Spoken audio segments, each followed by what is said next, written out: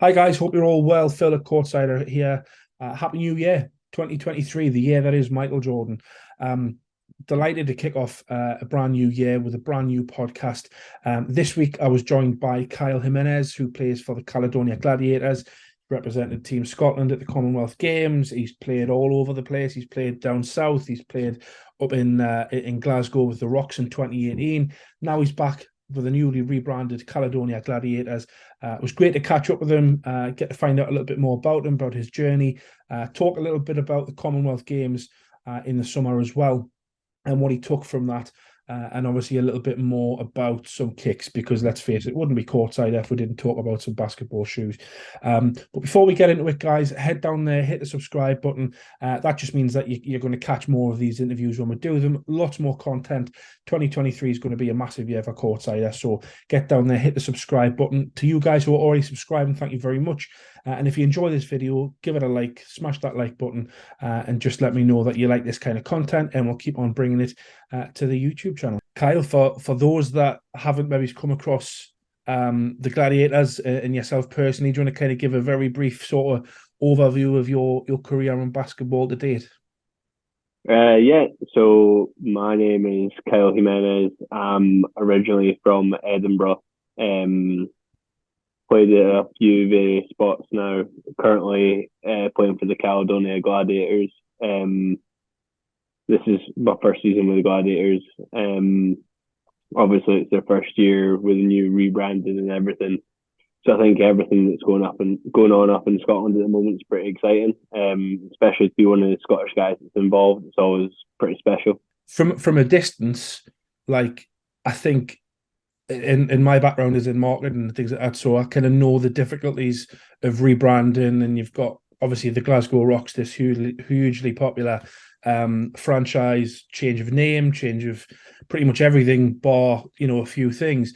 Like, how's that gone from the inside? Like, how was that transition? I know you weren't there from the Rocks in the transition, but like, how was it felt to be a part of this new Gladiators franchise?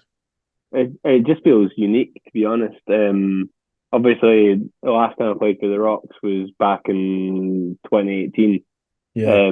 So I've been down south for the years in between that, but I've always kept in touch with Scottish guys who've been there, always kind of followed how the Rocks have done.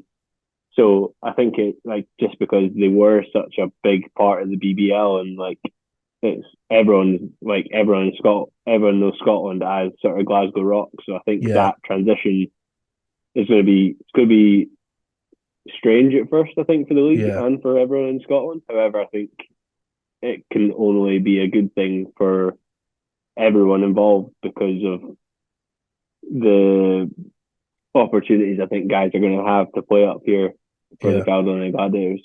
And do you think? I mean, I kind of get the impression from the branding and obviously the name to Caledonia rather than Glasgow. Do you think that sort of being part of the plan from the owners is to make it Scotland's club rather than just for Glasgow?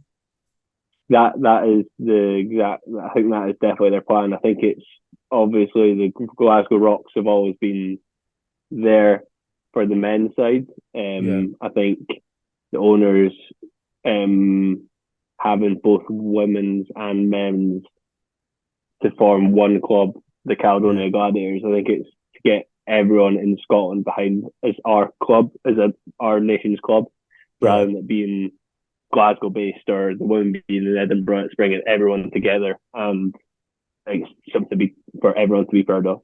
Do you think? I mean, because obviously there's been quite a few discussions on social about expansion and stuff for the BBL. Do you think that there's a strong enough case for a second team in Scotland, do you think? Or do you think Caledonia sort of got that nailed down? I think there could always be a case for another team from Scotland because Yeah. of how consistent the Glasgow Rocks were. So they've proven they can show that consistency of being in the BBL and competing every single year. Yeah. I think Caledonia Gladiators will have everything covered. I don't think it would. I'm not sure if there'll be a new franchise that ever starts in Scotland. Mm. However, I think it could only be good for the country if there was another one that's starting up. I don't see very many negatives to having another professional team in Scotland. I don't really see having don't really see any negatives for the BBL having another Scottish team in there, especially when they've proven that they can compete at that level for so many years. Is there an actual appetite for basketball in Scotland? Because you see again with on social, that's the thing. It's, do the fans want it? There's such a thing of, everyone's into football and basketball's sort of way down the pecking order. But as far as like grassroots kids coming through, is there still that appetite for basketball in Scotland?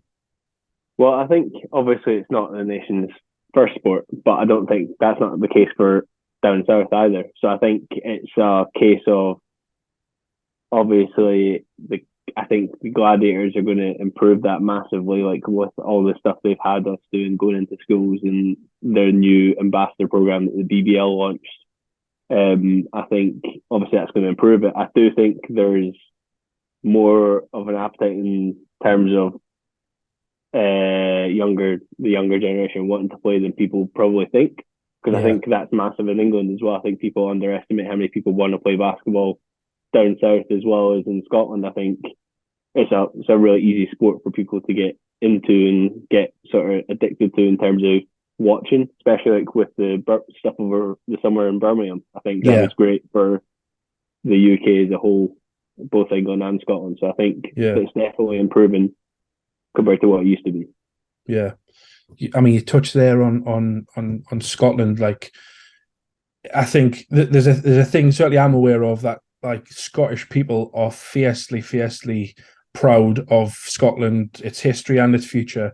Like, what was that like for you representing your country at the Commonwealth? What was that like? Yeah, I totally agree with you on that one. I think we're sort of known as a passionate group of people, for sure.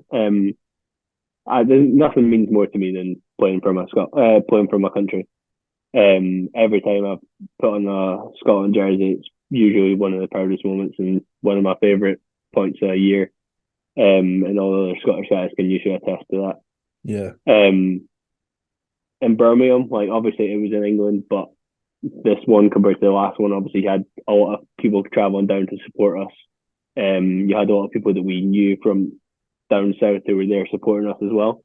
Yeah. So I think we definitely felt as if it was a home tournament for us as well as it was for England. Like the amount of fans that we had travelled down to support us was pretty exceptional, to be honest. So we all had a great time. We all thought we'd done pretty well. Obviously, gutted that we missed out on the bronze medal, but like I said before, I think I've said it on a couple of times now. If you ask people before where they think we would have came, no one's probably putting us in that top four and top in our group. So like the way people thought we could have done it was the small group that we had in training camp. Obviously, there's a huge amount being made of England's success, and obviously the sports personality of the year awards and all that type of stuff. Do you think that was that moment that you had in the summer in Birmingham was another stepping stone towards raising not just your individual profiles, but Scottish basketball? Like how positive of an impact do you think that performance had on Scottish basketball in general? I think I'd like to think that it did have a positive impact and that it has made more people watch the sport. Like I had a lot of people get in contact with me and said how amazing they thought watching that Commonwealth Games was and how special it was. I think obviously because it was 3-on-3 basketball, it was unique to everyone. There was a lot of guys there who hadn't played that before. Yeah. And only had the preparation over summer. So it was very different. And I think a lot of people who watched it actually thought it was more entertaining and fast paced than a regular basketball, which it is. It's slightly different. Like it's not everyone's cup of tea, but like a lot of us thought it was better than we originally thought. And like just coming home, like once we had that tournament, coming home and speaking to people who either you knew who said they watched it or said that their family watched it or friends watched it, and a few people got in contact with all of us that we had never really met before, sort of like praising how well they thought we represented the country. And then, like I said, when we go into the school stuff, some of the kids watched it who like don't even watch basketball. It's just they've got on the TV because it's like watching the Olympics or Commonwealth Games. Like you have it on the TV most of the time it's on, and then you go, oh, basketball's on, we'll see what's happening, and then they've just became addicted to it. Like I think it can only be a good thing for our nation. You mentioned there the difference sort of between the 5-on-5 and 3-on-3. Like for those that don't maybe play basketball or don't watch a huge amount of it, like what was it like going from a 5-on-5 to a 3-on-3? Like what are the key differences for someone that maybe doesn't play?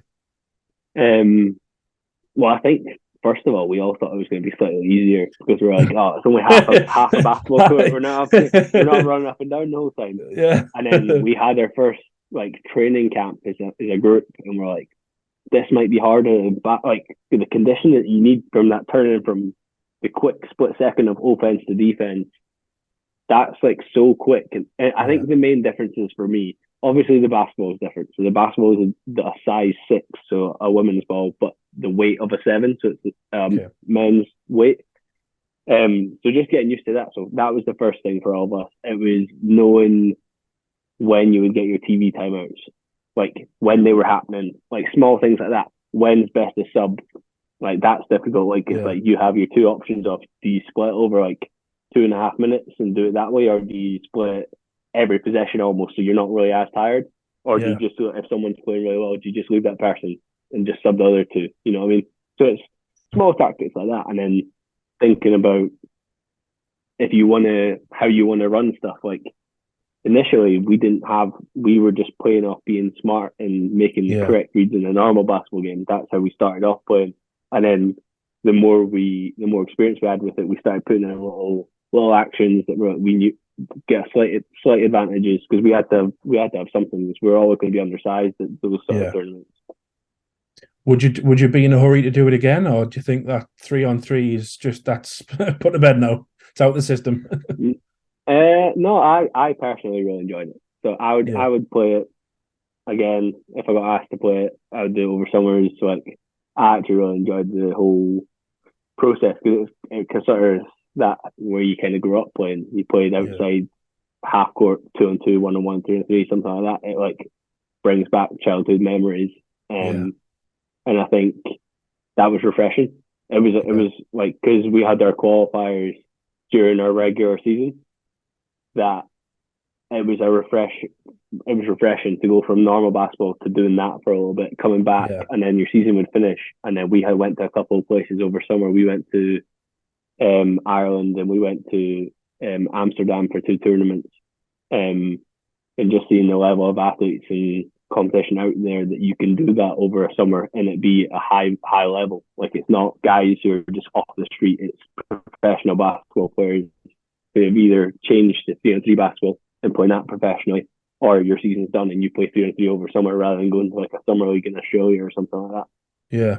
What like was there any specific things that you think you took from the 3-on-3 into your full court 5-on-5 game? The only one really, probably being fitter. Yeah, definitely being fitter, probably.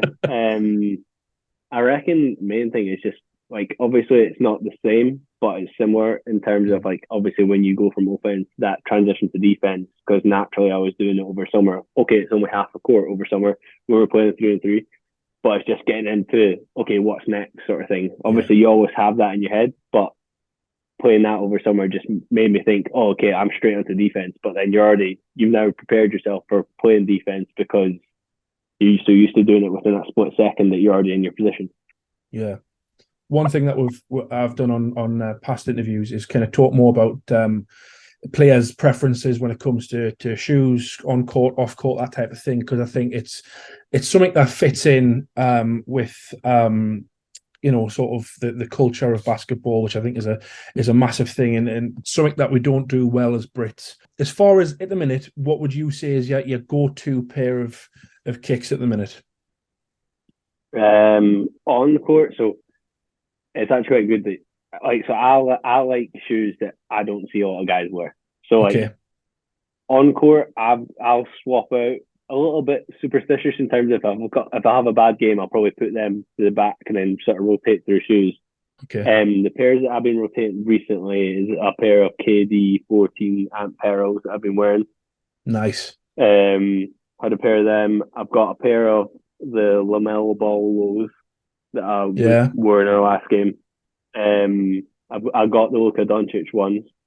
I like I see them. how I like them. There hasn't been a huge amount of noise about them, but they're just a solid shoe. Like, They're good. I like um, them. But I don't usually play in Jordan, so that was yeah, usually that's a one brand. Just I've never had I had a pair of Dwayne Wade one shoes when he used to be signed with Jordan. I never really liked them, so I stayed away from them for a while. yeah, And then I've got actually got a pair of the Way of Wade. So he's got his own shoe brand yeah, company. yeah. I've seen them on Instagram. They look nice, man. I got a pair of them recently. So that's my four that I've sort of been wearing and rotating at the moment.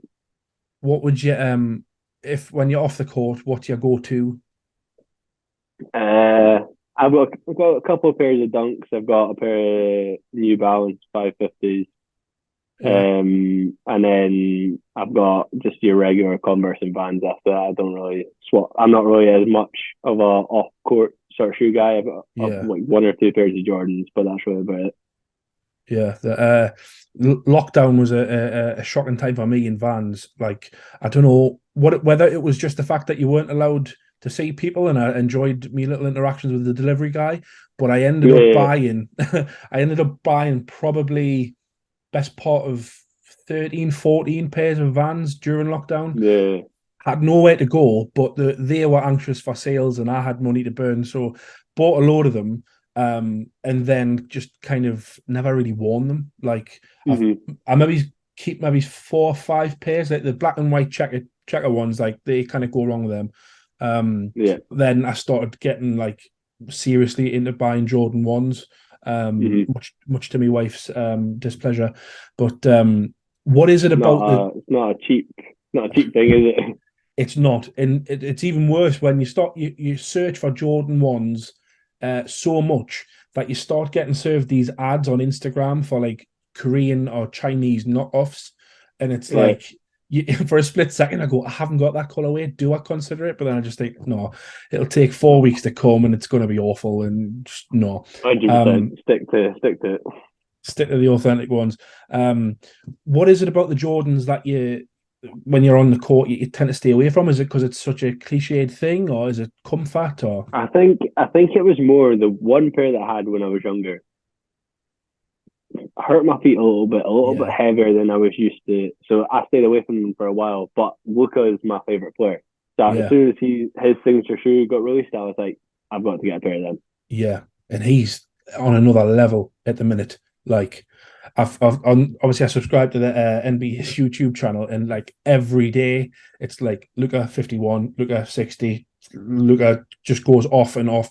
Like, what's your take on it? Do you think he's got it in him to surpass the likes of Kobe Bryant and Michael Jordan, or do you think we're too soon in that conversation?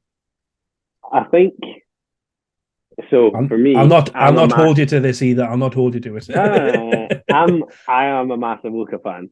So I think for me, I'd like to think he can get to that level. I Yeah, think he might be the only one. Him, if Giannis gets a really good jump shot, like yeah, I'm talking 37 and a half plus from three, which I doubt he'll get to. no, But if Giannis gets to that, and if Luka stays healthy, touch wood, um, then I think they're the only two that could potentially get into that conversation. Not going to yeah, say they're going to surpass anyone, but I yeah, think they're the two right now that I could see getting into that sort of greatest ever conversation. yeah. There's just something else about Luca. Like, I don't know what it. I don't know whether it's the fact that you kind of get the sense that he doesn't really act as good as he is, like off the court, Yeah, and kind of. Do you know what I mean? There's well, just and I think there's a lot of people like Josh Bett, who obviously does a cracking job on comms, like talks about the influence that the Euro League and playing in Europe had on Luca. Like that must have been one hell of an experience to turn out a guy as good as he is. Like, yeah, he's just another level, man. yeah. I think it's that obviously when he started playing professionally so young and was in Mm, that that Euro set up from, I think, the age of 12 or something like that. Yeah. I think the whole thing of when you said that like he doesn't act like he's that good, I think for me it's more that he seems like he just loves playing basketball. Like he just thoroughly enjoys. Like when he had that 60-point, 20 rebound triple double, like his reaction after getting that free throw back and making the shot. Just I just want a beer. I'm knackered. He's like, I'm knackered. I just need a beer now. Like, you know what I mean? It's just like not many guys are like that. But I think it's just it's his persona as well as his talent.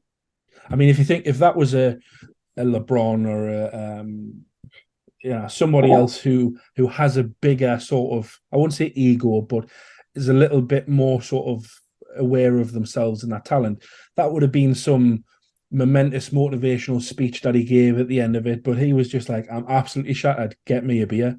Like, and it just makes you like him even more. Like one of my favorite moments of probably in NBA history was one of the All-Star games when he just took this punt from like the logo in the middle of the court, and he sort of just leaned in to Trae Young and watched it just fly in, and then he turned around and he laughed as if to say, like, how have I just done that? Like, he's so unassuming, and it makes you just like the guy even more. 100%. On that kind of whole experience of EuroLeague and all that stuff. What's your take on the Lions and the whole venture into Europe? Do you think the BBL in general is going to benefit from what they're doing in Europe, or do you kind of side yourself with these guys who just think it's them showing off and going after the money? No, I think for me, I don't see how it can be a bad thing for the league. Okay, yeah, they might seem like they're going to dominate for a year, couple of years, or for however long. But like I've seen a lot of people talk about it. I've had my opinions initially, but it like thinking about it now, it's gonna hold the rest of the league accountable to get up to that level, right? So that's the main thing for me. Obviously, like they're doing well in Euro Cup. Like it's not like they went to Euro Cup and like I think I'd maybe have a different opinion if they went to Euro Cup and haven't won a game. Yeah, like they've done well. Like they've went into Europe, play their midweek games, show up. Like I think are they 500 at the moment? Or have they still got a winning record? I knew they had a winning record at one point, and they played at least 8 games, so I know they're doing well. Yeah. Okay. But I was just for me, I think it has to be a good thing because even then you've got guys even within the BBL. So when you play Lions, you want to give them everything you've got to hold yourself up to their standards. And then you'll probably have other guys in the league who probably if I show out against them, a Euro Cup team. There's not every league in Europe has a Euro Cup team. You know what I mean? Like they'll have Europe Cup and Champions League teams, but that's not Euro Cup. You know what I mean? Like you have a good game against one of the Lions. Like all the teams are probably on notice about you as an individual basketball player at that point. Yeah. If not on the Lions, if you want to play at that Euro Cup level, like you have to aspire to play against them. Like you want to play them. That's the team you're looking forward to playing. You know what I mean? Yeah. I mean, obviously, you guys have played the Lions, haven't you, already? We played them away first league game. Yeah. Like mentally, like what is that like going up against, Kostas Koufas, Sam Dekker, those players who, you've watched in the NBA, like, and tell us if I'm wrong. For me, it seems you've got 2 options. You can either be a shrinking violet and you just kind of go missing, or you can go, as you said, I'm going to give these guys a run for their money. Like, how did you psych yourself up for that kind of test? Well, I think I think you at the end of the day, basketball's basketball, right? So when you step on that court, you need to respect who you play against, but you're competing. Like you're not going on the court to lose a game, are you? Like you think you've got a chance of winning every game. Like you're going on that court, you're going.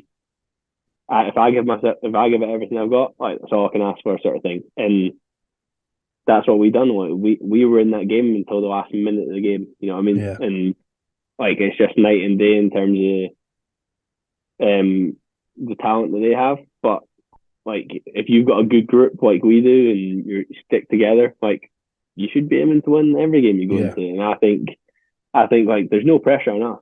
No pressure on us. Pressure's on those guys that are getting that Yeah, amount yeah, of money. yeah. Like we're coming in there going, we're gonna give you everything we got. The pressure's on the guys that are spending that much and making that much. You know what I mean? So we got to Yeah. come into that game with an underdog mentality, stick together as a unit, and see what happens. Yeah. I mean, that's probably one of the reasons why I love basketball so much. Like I've said on previous podcasts, like I grew up in a predominantly football family and witnessed, your Cities and your Arsenals and your Man United's kind of spending big. And whenever a small team, and at one point I still do to an extent, include Newcastle in that, like you just knew you were in for a hammering. Whereas basketball, as you say, like, yeah, you can be up against a team that spends a lot of money and you can be up against a team that's got a lot of, huge stars. But when it comes down to it, you've got 4 quarters and it's a piece of leather in between years and how much you want it. And it's just Yeah. it's not as clear cut as they're bigger than us or they spend more money than us. And there's been loads of moments this season that you've probably been involved in, most of them, like where teams have come up against on paper a better team or a bigger team or whatever, and it never goes as it should. It never goes, and um, just to kind of finish off, like one of the things that I'm kind of keen to get out of people is why the game of basketball like means so much. For you personally, where did that spark come? Like, why is it basketball is your thing? So I started off playing football. That was my first sport. Um, Played football, done swimming, not for long. But my mum played basketball, Huh? so yeah, played for Scotland as well. So Oh that was man. where it came from for me. So I played football and basketball probably up until maybe 14, 15. Then I had to make a decision because I had to either commit to doing all my basketball training or football. Yeah. I couldn't keep missing one of each or whatever because I was going from football training to basketball training, going from like outside cold having muddy knees to going from basketball training muddy knees. You know, Yeah. where have you came from, man? So it got to a point where I was like, I need to make a choice. Yeah. And then so obviously I was speaking to people around me, spoke to mom. Mom was like, you got to like it's up to you. End of the day, I'll support you whatever you do. Obviously gave me the basketball's inside. It's a bit warmer. It's a bit nicer to come to and watch. Yeah. Um, It's but definitely nice out, it was yeah. up to it was up to me at the end of the day. And mom was like, I would say you're slightly better at basketball as well. So I think she was hinting me towards that. But I Yeah. think I would have made the choice regardless. So I Yeah. think that's where it started from.